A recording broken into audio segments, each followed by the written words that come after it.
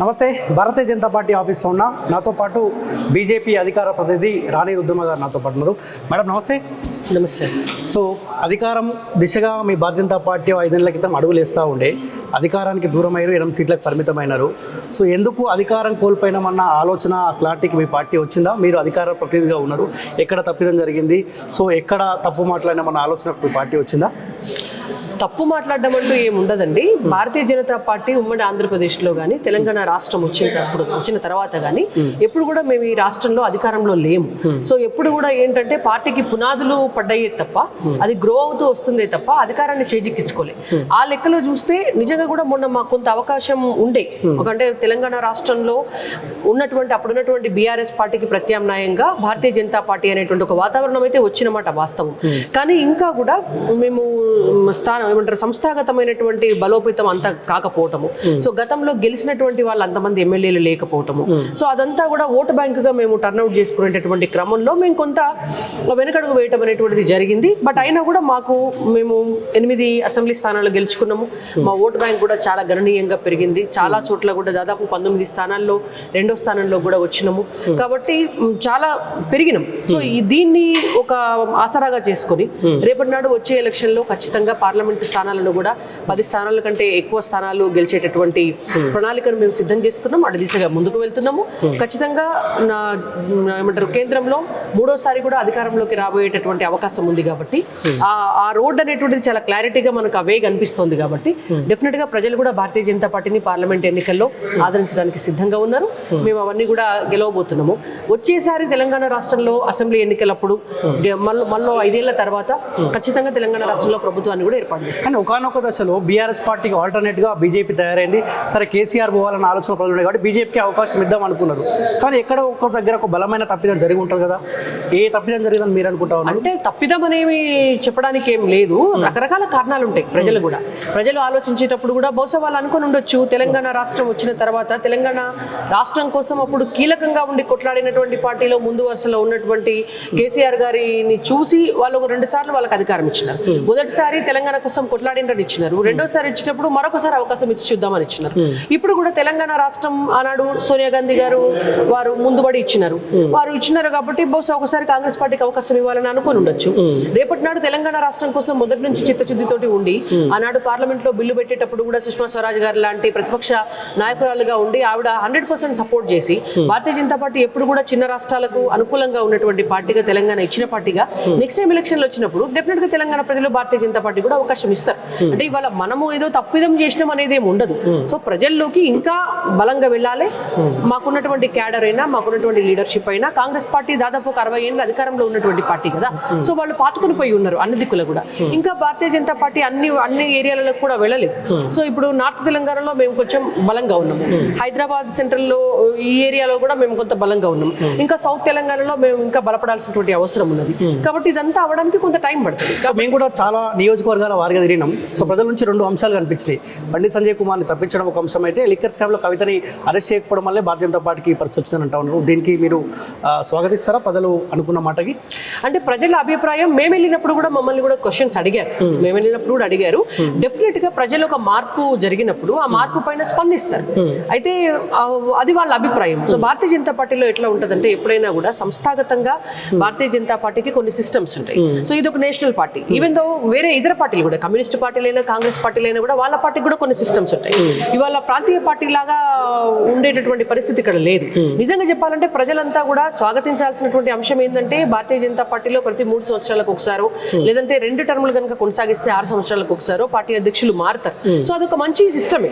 అయితే ఇక్కడ ఉన్నటువంటి పరిణామాల నేపథ్యంలో ఏం జరిగిందంటే భారతీయ జనతా పార్టీకి అధ్యక్షులుగా బండి సంజయ్ కుమార్ గారు ఉన్నప్పుడు సో ప్రజా సంగ్రామ యాత్ర చేయటము, ప్రజల దగ్గరికి వెళ్ళటము, వారు అనేక స్థానాల్లో కూడా గెలిచేటటువంటి వాతావరణాన్ని తీసుకురావటము, బీఆర్ఎస్ పైన సో కంటిన్యూగా దాడి అనేటువంటిది ఉండటం వల్ల సో ఒక ప్రత్యామ్నాయంగా భారతీయ జనతా పార్టీని తీసుకురావడంతో సో వారి మార్పు అనేటటువంటి దాన్ని వారు ప్రజలకి బాగా దగ్గర అవటంలో ప్రజలు ఈ మార్పు చేయకుండా ఉండేది కావచ్చు అనేటువంటి ఒక అభిప్రాయాన్ని వాళ్ళు వ్యక్తపరిచారు. కానీ మనకు గెలుపు ఓటముల విషయానికి వచ్చేటప్పుడు, పార్టీ అధికారంలోకి రావటం అనేటువంటి విషయానికి వచ్చేటప్పుడు చాలా కారణాలు కూడా దానికి దోహదపడతాయి. సో బహుశా అందులో ఇది ఏమన్నా ఒకటి అయి ఉంటే అయి ఉండొచ్చు. కానీ మీ హైకమాండ్ క్లారిటీకి వచ్చినా బండి సంజయ్ నట్నే ఉంచితే అయిపోతుండే, లేకపోతే లిక్కర్ స్కామ్లు ఆరోపణలు కూడా కల్వకుంట్ల కవితలు లోపడేస్తే అయిపోతుండే, అధికారం వస్తుండే అన్న ఆలోచన మీ పార్టీ వచ్చిందా? అంటే ఒకటండి, కల్వకుంట్ల కవిత గారిని లోపలేయటం అనేటువంటిది అది భారతీయ జనతా పార్టీకి సంబంధించినటువంటి అంశం కాదు. ఇవాళ ఎన్ఫోర్స్మెంట్ డిపార్ట్మెంట్ ఉంటుంది, సిబిఐ ఉంటుంది, వాళ్ళు చేసేటువంటి ఎంక్వైరీలు వాళ్ళు చేసుకుంటారు. దానికి ఒక ప్రొసీజర్ ఉంటుంది, ఒక టైం ఉంటుంది. ఇప్పుడు కవిత గారు సుప్రీంకోర్టుకు వెళ్ళి నేను ఒక మహిళను కాబట్టి నన్ను ఇంటికాడనే విచారణ చేయాలి అని చెప్పి ఒకసారి అప్పీల్ చేసుకున్నారు. నా కాలుకు గాయం అయింది, నాకు ఒక 15 రోజులు వెసులుబాటు కావాలి అని ఇంకొకసారి అప్పీల్ చేసుకున్నారు. నాకు వేరే already preoccupied already programmes ఉన్నాయి కాబట్టి నాకు ఇంకొంత సమయం కావాలని ఒకసారి అప్పీల్ చేసుకున్నారు. ఇవాళ భారత న్యాయ వ్యవస్థలో ఏ కేసు అయినా ఒకసారి హియరింగ్కి వెళ్ళిపోయింది అని అంటే మళ్ళీ అది హియరింగ్కి వచ్చేసరికి ఒక నెల రోజులో 2 నెలల్లో 3 నెలల్లో డిఫరెంట్ గా పడుతుంది. ఎందుకంటే మిగిలినటువంటి కేసులు కూడా డేట్స్ అన్ని కూడా ఆక్యుపై అయి ఉంటాయి కాబట్టి. సో ఆ ప్రొసీజర్ లో మన ఇండియన్ కాన్స్టిట్యూషన్ లో మనము దాన్ని లా ఎట్లా ఉన్నది లేకపోతే కోర్టులు ఎట్లా ఉన్నాయి అది మనం క్వశ్చన్ చేయలేం. దానికి ఉండే ఆ సిస్టమ్ లో అది నడుస్తూనే ఉంటుంది. కాబట్టి ఆ సిస్టమ్ లో వాళ్ళకు వచ్చే టైంలో వాళ్ళ కేసుని చూస్తారు, పరిశీలిస్తారు, ఆ కేసులో సాక్ష్యాధారాలను పరిశీలిస్తారు. నిజంగానే ఆమె తప్పు చేస్తే ఆమెను జైల్లో వేస్తారు. కానీ నువ్వు ఇయ్యాలనే వేయాలి, రేపే వేయాలి, ఇవ్వాలని అరెస్ట్ చేయాలి అంటే అది బీజేపీకి సంబంధించినటువంటి అంశం కాదు. ప్రజల్లో లేని ఆలోచన క్రియేట్ చేశారు. మీ పార్టీలో కొంతమంది నాయకులే కవితను లోపడేస్తాం, అరెస్ట్ పక్క అవుతుంది, కేసీఆర్ అవినీతి పైన చర్యలు ఉంటే ఖచ్చితంగా కల్వకుంట్ల కుటుంబాన్ని లోపడేస్తామని చెప్పారు. ప్రజలు కూడా అదే తరం వారే మనకి ఇబ్బంది పెట్టింది కదా, లోపడేస్తే ఒకసారి వాళ్ళు కూడా లోపల ఉంటే చూడాలన్న ఆలోచన పబ్లిక్ ఉండే. సో అక్కడ ఈ మాటలే మిమ్మల్ని ఇబ్బంది పెట్టిన మాట వాస్తవం కదా? ఇబ్బంది ఏం కాదు. అది ఒక పార్టీగా, ఒక రాజకీయ పార్టీగా డెఫినెట్ గా మేము అది కోరుకుంటాం. ఒక రాజకీయ పార్టీగా మేము డిమాండ్ చేస్తాం. ఇప్పుడు రాజకీయ పార్టీకి కావాల్సినటువంటిది అక్కడ జరిగింది అనేటువంటి ఒక నమ్మకం.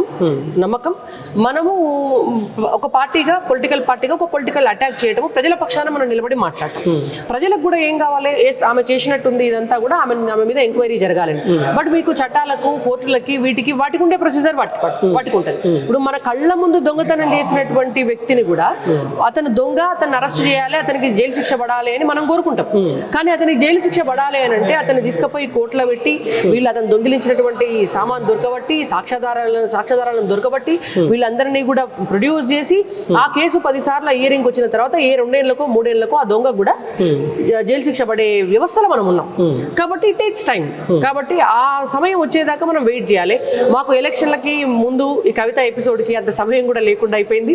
ఆమెది ఇంకా ఎటు కాకుండా అయిపోయింది. మొన్న కూడా చూసినాం కదా, ఒక 1 వీక్ బ్యాక్ కూడా ఆమెను మళ్ళీ రమ్మంటే ఆమె వెసులుబాటు వెసులుబాటు కోరినట్టున్నారు. కాబట్టి జరుగుతుంది అది. మీకు అనుసంధానంలో దర్యాప్తు సంస్థలు పనిచేయవని కాసేపు అనుకుందాం. పార్లమెంట్ ఎలక్షన్స్ కంటే ముందు, అసెంబ్లీ ఎలక్షన్ కంటే ముందు ఆమెను పిలవడము, మళ్ళీ బయటికి పంపించడము. సో మొన్న కూడా మళ్ళీ నోటీసులు ఇస్తే ఆమె పోనట్టుంది.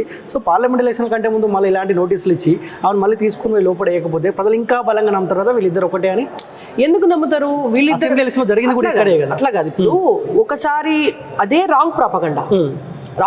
ఇప్పుడు మనం ఏం చేస్తాము, వాళ్ళకుండే సిస్టమ్ లో అది నడుస్తుంది. ఇప్పుడు మరి పోనీ కవితను అరెస్ట్ చేసిండ్రే అనుకోండి, మొత్తం 17 ఎంపీ సీట్లు గెలిపిస్తారా బీజేపీ? దానికి మీరు గ్యారంటీ ఇస్తారా? 17 ఎంపీ సీట్లు గెలిపించేసేయాలి మరి, అంతే కదా. ఇప్పుడు అదే రీజన్ అయితే 17 ఎంపీ సీట్లు గెలిపించేసేయాలి మరి, ఒకవేళ కవిత కనుక అరెస్ట్ అయితే. కానీ ఎందుకు చెప్పుకోలేకపోయారు? మా కనసంధంలో పనిచేయవు దర్యాప్తు సంస్థలు వాళ్ళ ఎవరు చెప్పేది వాళ్ళు చెప్తారు. కాకపోతే మీడియాను మేనేజ్ చేసి రాంగ్ ప్రాపగండా చేసి కొన్ని సందర్భాల్లో ఏమైతే అంటే గోబెల్స్ ప్రచారం అంటారు. సో అట్లాంటి ప్రచారాలు కూడా ప్రజలు నమ్మే విధంగా కొన్ని మీడియా సంస్థలు, కొన్ని పొలిటికల్ పార్టీలు కొన్ని చేసినప్పుడు ఏమైతుంది అని అంటే వాళ్ళకు ఒక వేవ్ అనేటువంటిది వచ్చినప్పుడు నిజంగానే దానికి కొన్ని అబద్ధాలు కూడా బలాన్ని ఇస్తాయి. 10 సార్లు చెప్తే అబద్ధం కూడా నిజం అవుతుంది అన్నట్టు అట్లాంటి సందర్భాలు కూడా జరిగినాయి. ఇవాళ బీజేపీ బీఆర్ఎస్ ఎట్లా ఒకటైతుందండి? దేనికి ఒకటైతుంది? ఏం అవసరం అసలు? భారతీయ జనతా పార్టీకి బీఆర్ఎస్ తో కలవాల్సిన అవసరం ఏమున్నది? బీఆర్ఎస్ తో ఒకటి కావాల్సినటువంటి అవసరం ఏమున్నది? మాకు సెంట్రల్ లో కావాల్సినటువంటి సీట్లు ఉన్నాయి, మళ్ళీ కూడా ఇంకా ఎక్కువ మెజారిటీతో కూడా గెలవబోతున్నాం. బీఆర్ఎస్ పార్టీ తోటి కలిసి ఉండడం వల్ల మాకు అదనంగా వచ్చేటటువంటి సీట్లు ఎన్ని? ఆ సీట్ల కోసం మేము వాళ్లకు లొంగిపోవాల్సినటువంటి అవసరం ఏమున్నది? మా జాతీయ పార్టీ కదా అది. 19 రాష్ట్రాలలో ఇవాళ అధికారంలో ఉన్నాం. 19 రాష్ట్రాలలో అధికారంలో ఉన్నటువంటి పార్టీ తెలంగాణ అంటే ఒక చిన్న రాష్ట్రంలో 17 ఎంపీ సీట్లు ఉంటే ఆ 17 ఎంపీ సీట్లలో 4 ఎంపీ సీట్లు ఆల్రెడీ మాయనే. ఇవాళ రేపొద్దున ఇంకో 5-6 సీట్లు ఎక్కువ గెలుస్తాం. సో ఇక ఏమొస్తుంది మాకు బీఆర్ఎస్ తోటి పొత్తులో ఉంటే? మాకు వచ్చేది ఏముంది? మీరేం చెప్తారు? ఈ లిక్కర్ స్కామ్ ఏమన్నా పార్లమెంట్ ఎలక్షన్ల కంటే ముందు ముంగడబడే అవకాశం ఉంటుందా? కవిత లోపల వేసే అవకాశం ఏమన్నా మీకు కనిపిస్తా ఉందా? అది మనకి ఎట్లా తెలుస్తుంది? నేను ఇంతసేపు చాలా డీటెయిల్ గా చెప్పిన. సో ప్రజలు ఏమనుకుంటున్నారంటే లిక్కర్ స్కామ్ లో ఎవరైతే ఆరోపణలు ఎదుర్కొంటారో ఉన్నారో సో వాళ్ళందరినీ తీసుకుని విచారణ పిలిచి లోపల వేసారు. కవితకి ఎందుకు ఈ అవకాశం ఇస్తా ఉన్నారని చెప్తే ఇక్కడ బీజేపీ అని బీజేపీ బీఆర్ఎస్ పార్టీ సపోర్ట్ చేస్తుందని చెప్పి ప్రజలు నమ్మిన నేపథ్యంలో సో పార్లమెంట్ ఎలక్షన్ల కంటే ముందు ఈ ఆలోచనకు అధికారులు వెళ్ళే అవకాశం ఉన్నట్టు మీకేమన్నా అనిపిస్తా ఉందా? లేదు, అంటే నేనేమంటా అంటే నిజంగా ఎన్ఫోర్స్మెంట్ డైరెక్టరేట్ దగ్గర సాక్ష్యాధారాలు ఉండి ఆమె కనుక చేసి ఉండుంటే వాళ్ళు పిలిచినప్పుడు ఆమె కనుక ఎంక్వైరీకి వెళ్తే డెఫినెట్గా ఆమెను చేస్తుండొచ్చు. మరి అది ఎట్లా జరుగుతుంది, ఏం జరుగుతుంది అనేటువంటిది మనం ఆ డిపార్ట్మెంట్కి సంబంధించినటువంటి అధికారులం కాదు. నెక్స్ట్ భారతీయ జనతా పార్టీ చేతిలో ఆ దర్యాప్తు సంస్థలు ఏమి ఉండవు కాబట్టి మనం ఎట్లా ఊహిస్తాం. సో పార్లమెంట్ మీరు ఎట్లయితే వెయిట్ చేస్తారో చూడడానికి బ్రేకింగ్ అని వేయడానికి మేము కూడా ఏమొస్తుందో బ్రేకింగ్ న్యూస్ అని చూస్తున్నాం. సో ప్రజలు కూడా అదే కోరుకున్నారు. మనల్ని 10 సంవత్సరాల కాలం పాటు ఇబ్బంది పెట్టింది కదా, ఒకసారి ఆ కుటుంబం ఇబ్బంది పడితే చూడాలన్న ఆలోచనలో ప్రజలు ఉండే సో అవకాశం బీజేపీకి ఉందని చెప్పి ప్రజలు నమ్మినారు. సో అక్కడ లోపల ఎక్కువయ్యేసరికి ఇక్కడ మీకు ఇబ్బంది అయిన మాట వాస్తవమే. సో పార్లమెంట్ ఎలక్షన్స్ రాబోతా ఉన్నాయి, ఎట్లా మీ అడుగులు ఎట్లా ఉండబోతా ఉన్నాయి? ఏ తప్పిదాలు అయితే అసెంబ్లీ ఎలక్షన్లు జరిగినాయో సో ఆ తప్పిదం పార్లమెంట్ ఎలక్షన్ జరగకుండా జాగ్రత్తగా ఉన్నారా? తప్పకుండా. ఎందుకంటే పార్లమెంటు ఎన్నికల్లో ముఖ్యంగా చూసేటటువంటిది ప్రజలు ఎక్కడైనా కూడా కేంద్రంలో అధికారంలోకి ఏ పార్టీ వస్తుంది ఆ పార్టీకి సంబంధించినటువంటి ఎంపీ అభ్యర్థులని మనం ఇక్కడ గెలిపించుకుంటే మనకు కేంద్రం నుంచి కూడా నిధులు వస్తాయి, బాగుంటుంది, మా ఎంపీ కేంద్రంలో ఉన్నటువంటి పార్టీకి సంబంధించినటువంటి ఎంపీ అని చెప్పుకోవాలనేటువంటిది డెఫినెట్గా ప్రజలు ఆలోచిస్తారు. పోయినసారి అసెంబ్లీ ఎలక్షన్స్లో ఎట్లయితే కాంగ్రెస్ పార్టీ అధికారంలోకి వచ్చే అవకాశం ఉంది అని చెప్పి చాలా పర్సెంటేజ్ ఆఫ్ ఓట్ బ్యాంక్ కాంగ్రెస్కి ఎట్లయితే షిఫ్ట్ అయిందో చాలా మంది ఎమ్మెల్యేలు గెలిచినారు. సో ఈసారి ఎంపీ ఎలక్షన్స్లో కూడా ఎంపీలు గెలిచేటటువంటి అవకాశాలు మెజారిటీ కూడా అట్లా ఉంటాయి. అండ్ నరేంద్ర మోడీ గారి పరిపాలన చూస్తూ ఈ 10 సంవత్సరాల కాలంలో కూడా ప్రతి ఒక్కరు కూడా మోడీ గారే మళ్ళీ ప్రధాని కావాలని కోరుకుంటున్నారు. నిన్న మొన్న కూడా మీరు చూసినారు, మహాకూటమి పేరుతోటి మహాగఠబంధన్ పేరుతోటి కాంగ్రెస్ పార్టీ ఇండి కూటమి పెట్టినారు. ఇండి కూటమి పెట్టినటువంటి సందర్భంలో కూడా ఏ రోజు వాళ్ళ సిద్ధాంతం ఏమిటి, వాళ్ళ ఎజెండా ఏమిటి అనేటువంటి చెప్పలేదు. నితీష్ కుమార్ గారిని ముందు పెట్టినారు, మమతా బెనర్జీ గారిని ముందు పెట్టినారు, ఆప్ వాళ్ళతోటి కలిసి వస్తుంది అని చెప్పినారు. బట్ ఇవాళ మీరు చూస్తే మమతా బెనర్జీ గారు కూటమిలోంచి బయటకు వెళ్ళిపోయినారు, భగవంత్ మాన్ గారు కూటమిలోంచి బయటకు వెళ్ళిపోయినారు. నిన్న మొన్న నితీష్ కుమార్ గారు కూడా ఆఖరికి బీహార్ లో వారి కూటమిలోంచి ఎన్డీ కూటమిలోంచి బయటకు వచ్చేసి వాళ్ళ ఎన్డీఏ కూటమిలో చేరి మళ్ళీ ముఖ్యమంత్రిగా ప్రమాణ స్వీకారం చేశారు. సో ఇట్లాంటి నేపథ్యంలో వాళ్ళతో కాంగ్రెస్ పార్టీలతో కలిసి ఉండేటటువంటి పార్టీలు లేవు, ప్రజలు కూడా కాంగ్రెస్ పార్టీకి ఓటేసే పరిస్థితులు లేవు. రామ మందిర నిర్మాణం తర్వాత కూడా మెజారిటీ ప్రజలు భారతదేశంలో ఉన్నటువంటి హిందువులంతా కూడా డెఫినెట్ గా భారతీయ జనతా పార్టీకి మూడోసారి కూడా అవకాశం ఇవ్వాలి అని చూస్తున్నారు. కాశ్మీర్ లాంటి ఇష్యూకి ఒక సొల్యూషన్ దొరికినా, రామ మందిరం ఇష్యూకి ఒక సొల్యూషన్ దొరికినా, ట్రిపుల్ తలాక్ లాంటి ఒక డెసిషన్ తీసుకున్నా, రేపు మాపో జరగబోయేటటువంటి యూనిఫామ్ సివిల్ కోడ్ కు సంబంధించినటువంటి అంశమైన ఇవాళ దేశ ఆర్థిక వ్యవస్థ ఒక సుస్థిరమైనటువంటి గణనీయమైనటువంటి అభివృద్ధి పదంలోకి ముందుకు వెళ్ళటమైనా, సో ఇవన్నీ కూడా ప్రపంచమంతా కూడా భారతదేశాన్ని చూసి గర్విస్తోంది. నరేంద్ర మోడీ గారు లాంటి ప్రధానమంత్రి ఉండటం అనేటువంటిది భారతదేశానికి కూడా గర్వకారణం. కాబట్టి థర్డ్ టైం కూడా డెఫినెట్ గా మేము అధికారంలోకి వచ్చేటటువంటి అవకాశం అక్కడ ఉంది. సో అట్లనే అదే వాతావరణం తెలంగాణ రాష్ట్రంలో కూడా ఉంది. మెజారిటీ స్థానాలు భారతీయ జనతా పార్టీ గెలవబోతుంది. సో కేటీఆర్ ఒక ప్రచారం స్టార్ట్ చేసిన ఆల్రెడీ, కాంగ్రెస్ బీజేపీ రెండు ఒకటే, సో రెండు పార్టీలు కలిసి బీఆర్ఎస్ పార్టీలు లేకుండా చేయాలనే ప్రయత్నం చేస్తూ ఉండు అని కేటీఆర్ కామెంట్ చేస్తూ ఉండు, ఏమంటారు? అది ఇమ్మెచ్యూర్డ్ కామెంట్. అంటే ఎప్పుడన్నా కాంగ్రెస్ పార్టీ బీజేపీ చరిత్రలో కలిసి పనిచేసినాయా? అసలు అవుతుందా? అంటే దేశ రాజకీయాలపైన అవగాహన ఉన్న ఏ ఒక్క వ్యక్తి అయినా దాన్ని నమ్ముతాడా? అంటే అసెంబ్లీ ఎలక్షన్స్ వస్తే బీజేపీ బీఆర్ఎస్ ఒకటని కాంగ్రెస్ వాళ్ళు ప్రచారం చేస్తారు, పార్లమెంట్ ఎలక్షన్స్ రాగానే బీజేపీ కాంగ్రెస్ ఒకటి అని బీఆర్ఎస్ వాళ్ళు ప్రచారం చేస్తారు. అంటే ఈ ప్రచారాలు చేస్తే ప్రజలు కూడా ఎక్కువ కాలం నమ్మరండి. ఎక్కడైనా భారతీయ జనతా పార్టీ కాంగ్రెస్ పార్టీ తోటి కలిసిన దాఖలాలు కానీ అసలు అవి ఉంటాయా? జరుగుతుందా? అది అంటే ఇంత అసాధ్యమైనటువంటి వాటిని కూడా కేవలం తాత్కాలికమైనటువంటి రాజకీయ ప్రయోజనాల కోసం ఏదో మాట్లాడాలి కాబట్టి మాట్లాడితే వాళ్ళే వాళ్ళ విలువ పోగొట్టుకుంటారు. ఇవాళ కేటీఆర్ గారు లాంటి వ్యక్తి ఆయన విలువ పోగొట్టుకుంటాడు కదా. బీజేపీ ఎవరైనా రాజకీయ అవగాహన ఉన్న ప్రతి ఒక్కరు సరే ఇది ఏమైనా నమ్మసక్యంగా ఉందా అంటే ఏది పడుతుంది, వాళ్ళు అధికారాన్ని కోల్పోయిన బాధలో ఆవేదనలో దాని అదొక ఫ్రస్ట్రేషన్ గా మారిపోయి వాళ్ళు ఏది పడుతుంది కేటీఆర్ గారు మాట్లాడేటువంటి విషయాన్ని మనం ఒక వారం 10 రోజుల నుంచి కూడా చూసుకుంటూ వస్తున్నాం కదా. కాబట్టి ఆయన మాటల్ని పట్టించుకోవడానికి ప్రజలేం సిద్ధంగా లేదు. కానీ కొంత సానుభూతి క్రియేట్ చేసే ప్రయత్నం చేస్తా ఉండు, పరిపాలన మీద మేము దృష్టి పెట్టిన ప్రజలను పట్టించుకోలే అని కొన్ని మాటలు ప్రజల ముందు ఉంచుతా ఉండు. సో ప్రజలు మళ్ళీ బీఆర్ఎస్ పార్టీ వైపు చూసే అవకాశం ఉంటుందా? పరిపాలన అంటే అర్థము ప్రజల కోసం చేసేది. పరిపాలన మీద దృష్టి పెట్టిన ప్రజల్ని పట్టించుకోలే అని అంటే నువ్వు ప్రజల్ని పట్టించుకుంటే మరి నీ పరిపాలన ఎవరి కోసం చేసినావు? నీ పరిపాలన ఎవరి కోసం చేస్తావు? అంతే కదా. అంటే కేవలం నీ కుటుంబం కోసము, నీ ఆస్తులు పెంచుకోవడం కోసము, మీ సామాజిక వర్గం కోసము, నీ బంధువుల కోసము, నీ బినామీల కోసం మాత్రమే చేసినావు కదా నువ్వు. అది అనిపించింది కదా 10 సంవత్సరాల కాలం. నువ్వు ప్రజల్ని పట్టించుకోలే అని నువ్వే చెప్పిన తర్వాత 10 ఏళ్ళు నీకు అధికారం ఇస్తే సో మళ్ళీ ఎందుకు ఇస్తారు? దాని సానుభూతి ఎట్లయితారు?